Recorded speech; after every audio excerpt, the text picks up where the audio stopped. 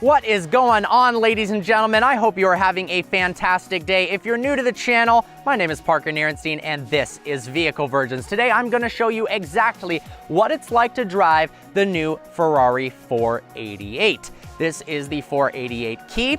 Looks nice, pretty basic. Lock, unlock features as well as the trunk. The front has been completely redesigned compared to the 458 with dual splitters in the front. As you'll notice, the headlights are very similar. Let's go ahead and pop the trunk. 8.1 liters of space. The fact that it's able to fit all of my camera gear in this trunk is very impressive. Much, much larger than the trunk in the Huracan or the Audi R8. Let's do a brief walk around the car. Now, I did do a full review on the 488. I've got a link in the description below for that, so make sure to check that out. I talked a lot more about the car instead of just what this thing is like to drive. But I really wanted to highlight the driving experience because it truly is spectacular and go over some of the things that I missed in the review itself. Notice in the rear, we actually don't have a wing. We've got this vent that allows air to pass through here for additional downforce. That combined with the front splitter and rear diffuser means 50% more downforce than the Ferrari 458. This is the power plant in the 488, a 3.9 liter twin turbocharged V8. That's a very controversial element of the car, which I will talk a little bit more about. Turbocharging is not something I believe Ferrari wanted to do, but instead they had to comply to emissions reasons. But it did result in a massive power increase, 660 horsepower and 560 pound-feet of torque.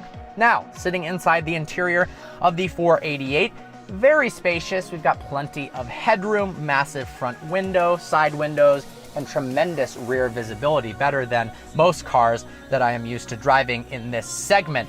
Lovely blue leather interior, contrasted white stitching. The outside is finished in Bianco Avis, and we've got these painted 20-inch wheels, one of 5 wheel options. These seats are the $10,500 Gold Drake racing buckets. They are manual in their adjustability. You pay more for less in this case, but they feel very nice. They hold you in place well, and they are quite comfortable as well.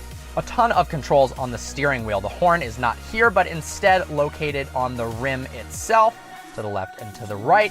The actual turning indicators are these buttons here and here. We've got a button to control the suspension to change it from normal to bumpy road mode in case the road gets tough. This is the stop-start button. We'll go ahead and fire that up. The Manettino dial has several different driving modes: wet, sport, race, CT off, and ESC off. I prefer race. That is my favorite mode. To the right, we've got the controls for the infotainment. Honestly, the quality of the knobs themselves isn't all that great. I'm kind of shocked, actually, in a Ferrari. We've got the climate controls down here, the center bridge for reverse, auto, and launch, the window controls here. Now, to the left, we've got more controls that allow you to change different settings on the left screen, off to the left of this center mounted tachometer. Right now we are in turbo mode. That will show you how many pounds of boost the turbos are making. VDA, vehicle dynamics display, will show you all your different settings from F1 track to ABS, ESC, which will change depending upon what mode you are in. Let's go ahead and take this thing for a spin, shall we? We'll go ahead and click the auto button, which will, surprisingly, put it into manual mode.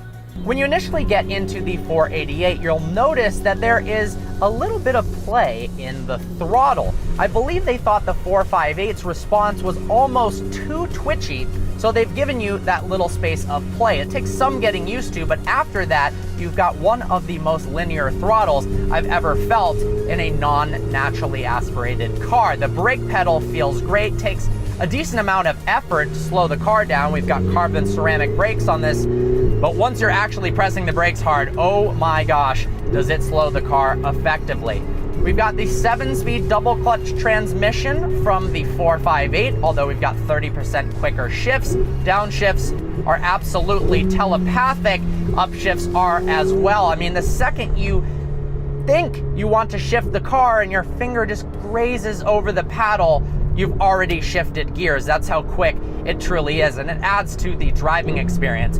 We've got an optional carbon fiber steering wheel with LED shift indicators. It's a $7,600 steering wheel. I almost don't even feel important enough to be grasping this wheel, but when you are up in the RPM range, it will light up to let you know when to shift. Very cool. Oh my gosh, this car is fast. Some performance statistics for you. The 488 makes 660 horsepower and 560 pound-feet of torque. 0 to 60 happens in just 2.7 seconds, and the quarter mile in 10.6. That is ridiculous. Curb weight, 3,250 pounds, giving it a tremendous power to weight ratio, which really makes this thing fun in the turns. But one of the best parts of the 488 is its steering feel. I'm gonna go ahead and click the turning indicator there on the wheel itself. Takes a little bit of getting used to, but honestly, once you're used to it, it's just like second nature. Click it again to turn it off.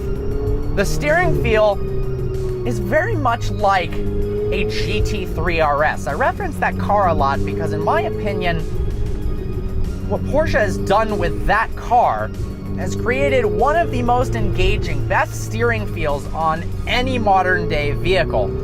And Ferrari has created something very, very similar. The steering is heavier than the 458, but very direct and precise.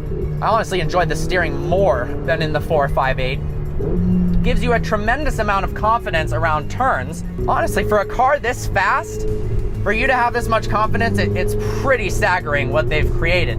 And the great part is, because the steering is so nice, you don't actually have to drive this car flat out to get enjoyment out of it. A lot of Ferrari 488 owners aren't gonna push this thing every single day. Not gonna push it to its true potential. You shouldn't push it to its true potential on the road anyways, but let's be honest, a lot of people are just going to cruise around in their 488s. The good news is, it's so engaging to drive even at lower speeds.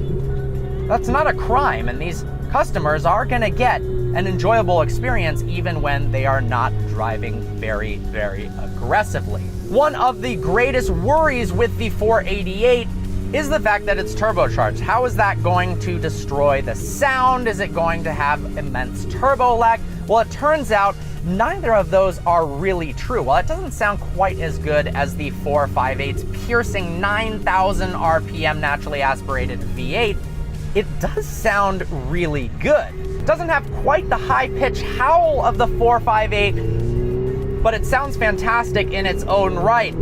Ferrari has employed boost by gear to limit the boost in the lower RPM ranges to eliminate some of the harsh noises and kind of poor sound quality associated with the turbocharged V8 at low RPMs to kind of mimic that naturally aspirated V8 sound, and they've done a great job at that. In terms of turbo lag, you can't tell whatsoever. The only real indication that this vehicle is turbocharged is the sound of those wastegates. When you step on the gas and let off, this lovely whooshing releases behind your head. Oh, that's intoxicating.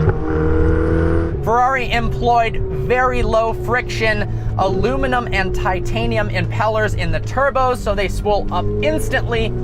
They're working on electronically controlled turbos that are able to be spooled up independently of the RPMs where you are in the RPM range. That will be really cool. Another highlight of the 488 is its magneto-areological dampers. The magnetic ride suspension is constantly scanning the road and able to adapt in just a matter of milliseconds to allow this car to be on-track ready and also to be able to be driven on a daily basis.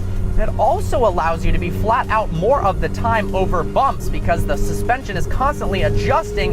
You feel confident even when the road is a little bit unsettled, and that is just a fantastic thing. Now we've got Ferrari's latest F1 track as well as eDiff technology that works in conjunction with side slip control. Now what is side slip control? Well, essentially it is Ferrari's version of variable drift control, like in the McLaren 720S, that allows you to slide, and it aids you in doing so. It's not a button or anything you click to activate. It simply works in the background. And if you start drifting the car and your slip angle increases, it actually loosens up the magnetic ride suspension, softens that up, so it's a little bit more supple and easier to play around with in the turns and when drifting. How cool is that?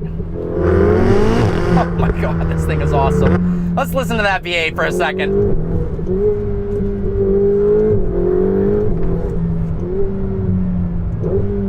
I mean, you can't say that that sounds bad. You just can't. Pretty good isolation as well in here. You could honestly daily drive this car. It's comfortable, it's practical. You've got a ton of space up there. The seats are comfortable. The 488 is so technologically advanced that it's actually half a second faster around Ferrari's test track, Fiorino, than a 458 Speciale. That's the more hardcore version of the 458. That's pretty staggering for the entry-level 488. They've since come out with the 488 Pista, which of course will be even faster than this. I can't imagine how awesome that car is to drive. Some random facts about the 488 that probably don't matter. 15 miles per gallon in the city and 22 on the highway, although when driving it at any sort of speed, it definitely gets a lot worse than that. Overall though, there's all these preconceived notions that the 488 lacks character, that it's less exciting than the 458, and I honestly disagree. Because of those twin turbos, yes, you lose some of the sound quality, but because you don't have any sort of turbo lag, you also get that full 560 pound-feet of torque available at 3,000 RPMs. That means I'm in fourth gear right now, you step on it, it thrusts you back into your seat much harder than the 458 would. You'd have to downshift a couple gears to get into the right part of the power band. That develops its maximum 398 pound-feet of torque, significantly less, at a 6,000 RPM. So you've got to be all the way up in the rev range to get any sort of power out of the car, which is fun in its own right, but this is easier to use. You're going to get more of the power more of the time.